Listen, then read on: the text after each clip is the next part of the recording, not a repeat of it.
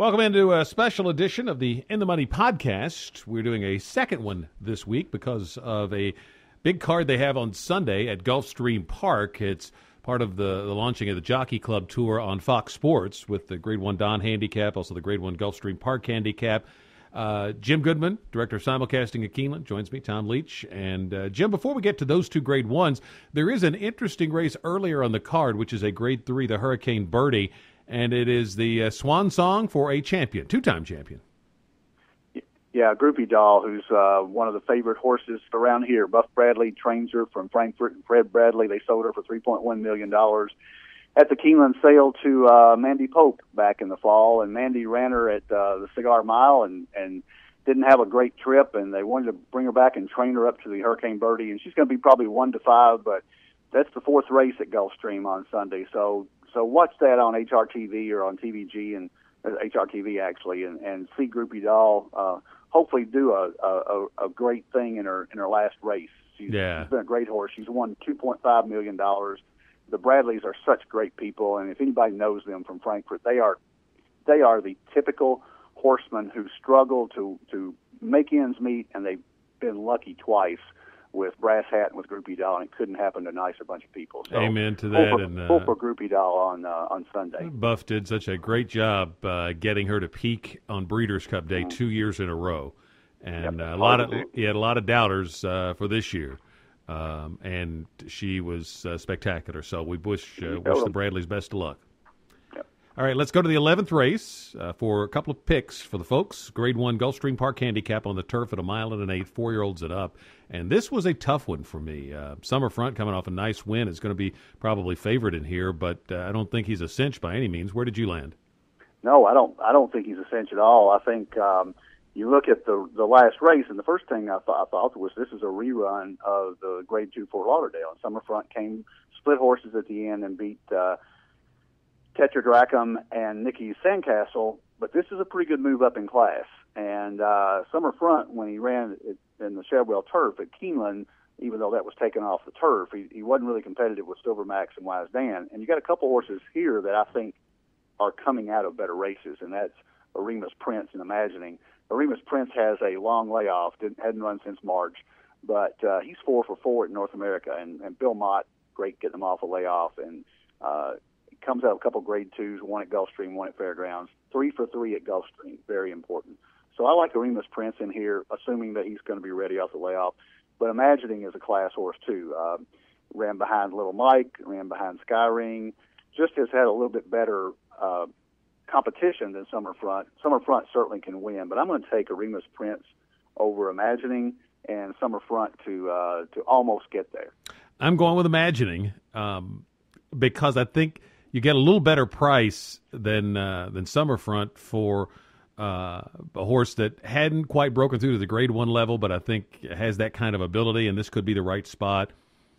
Shug McGahee's excellent with horses off a layoff. This horse hadn't run since, I think, November. But if you notice in particular in this horse's form, it seems like he wins every time coming off a layoff. One of them was here at Keeneland. So I think Imagining is quite poised to fire his best shot, and that could be good enough in this group. So I'll take Imagining to win and key him in exactas with Amira's Prince, Summerfront, and the horse that Summerfront just barely caught on the wire last time, Tetradrachum, which is another Mott trainee in here. He's always very, very dangerous.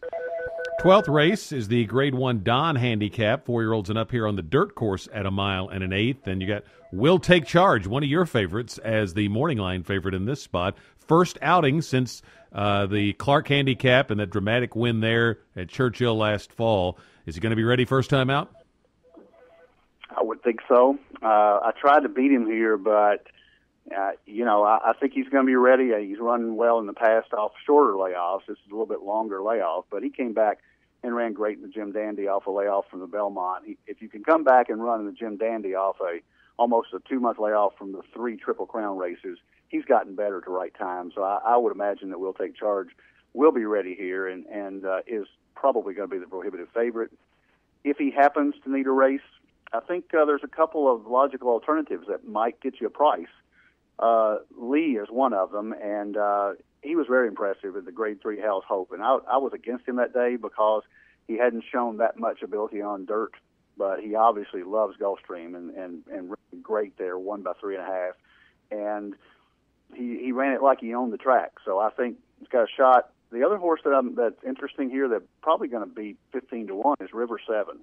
River 7 is inconsistent, but in the Harlan's Holiday at Gulfstream Park, mile and 16th last out, just blew Bourbon Courage away, won by 4 lengths, won easily. And that horse probably is moving forward, getting better at the right time. There's a couple others in here that have a shot, but I'm going to take those three. I'm going to take Will Take Charge on top of River 7 and Leach. I'm going to try to beat Will Take Charge for 2 reasons. One, the layoff, and 2, his style at Gulfstream Park. Those closers don't always get there. I'm going to try Romance. Johnny V's taking the ride. Horse has only been out 7 times in his life, so I think there's still potential for some upside left. And the last time he ran was on November 2nd, and he produced a 110 buyer, much less level of class. It wasn't anybody like Will Take Charge that he beat, but did run decent against Will Take Charge last summer. And if that 110 buyer is legit, then he could, he's got a decent shot here, and he's 6-1 on the morning line. So for those reasons, I'm going to take Romance for the upset. I'm going to take Will Take Charge, Lee, and Revolutionary with him in exactas, but Romance is going to be the key horse for me for Kieran McLaughlin, who's always one of my favorite trainers. So a couple of 3 really good races that we've talked about, so hope you guys enjoy them. And the future wagering will be wrapped up by Sunday, but when does the next round come, Jim? The next round of future wagering, let me check my calendar real quick. I think it's the last weekend in February. So pretty quick that turnaround. One, yes, and it will be. They also have the last Oaks future wager on that as well. So the future wager is February 27th through March the 1st. So look for that later this month, and another chance if you didn't get in. If you're listening to this podcast on Friday or Saturday, then there's still time until about 6 Eastern time on Saturday. But if not, then you have another shot with different prices, maybe a different set of horses later in the month. Best of luck to everybody on your wagers this weekend. We'll be back with our regular In the Money podcast for next Saturday's racing card next week here at KeenelandSelect.com.